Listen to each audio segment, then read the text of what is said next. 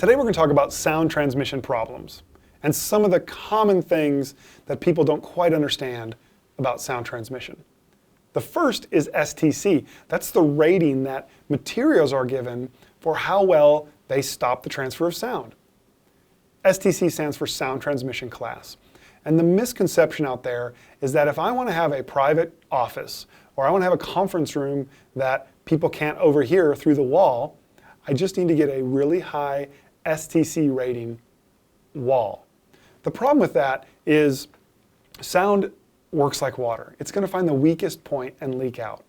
So you can have a really high rated STC wall, and yet sound can find the weakest point. Maybe it's along the window, maybe it's leaking through the ceiling, or even through the outlets, but sound will find the weakest point and get through, and you'll still be able to hear conversations on the other side.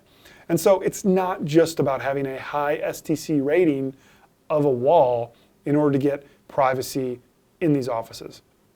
Oftentimes the best way to do this is to have a nice, well-built wall with a relatively high STC rating, but then add sound masking in that space. By raising the ambient noise along with a well-designed, well-built wall, you can create privacy for people in both rooms.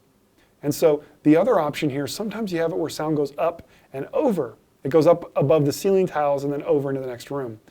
While sound masking helps with that as well, one of the other options can be to add baffles above those walls.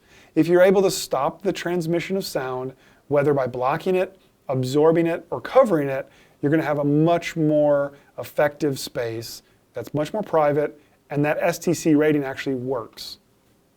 Again, if you have any questions about how STC, NRC, or even sound masking works, or how they all work together to create the right environment, let us know. We'll be happy to help.